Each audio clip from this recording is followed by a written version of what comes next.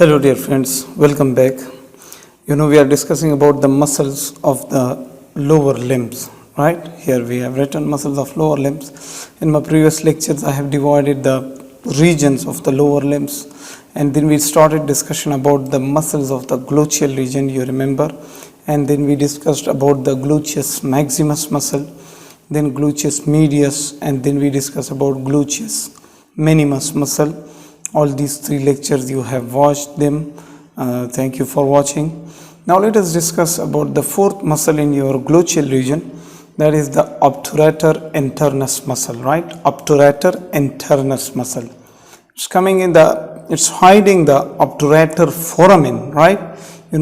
These are your ilium bone, and then ischium and pubis will make combinedly they will make a hole there, which is called obturator foramen, right?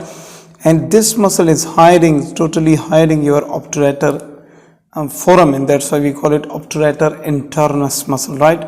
Or we say it comes inside the obturator foramen. That's why we call it obturator internus muscle. So let's see. Obturator internus muscle is a bilateral triangular shaped muscle situated deep within the both pelvic and gluteal regions, right? Some part of it is in your pelvic region and some part of it is in your gluteal region. That's why we say it is located deep within the pelvic and gluteal region, right? What is its shape? It is triangular in shape. So you can see here this showing a little bit triangular shape. From where does it arise? Where does it get its origin? It arises from the posterior surface of the obturator membrane, bony boundaries of the obturator foramen. So right here we say these are the bony boundaries of the obturator foramen. So here they get their origin. This muscle gets its origin, right? And where does it inserts? It inserts into the medial surface of the greater trochanter of the femur, right? So this is greater trochanter of the femur, right? And it will go and insert there, and it will go and insert in the medial surface of the greater trochanter of the femur bone, right?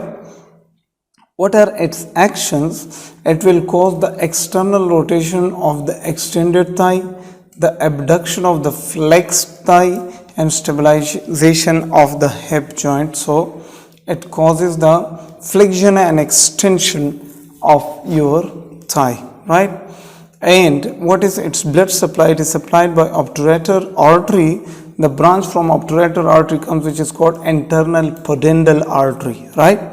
Internal pudendal artery. This artery is responsible to supply blood to this muscle, and it is innervated by a nerve to the obturator internus muscle, which comes from the L5 and S1 branches. L5 and S1 branches, right? So this was about the obturator internus muscle. I hope you enjoyed it. You can see here are the muscles which I have shown in these diagrams, in these symbols, right?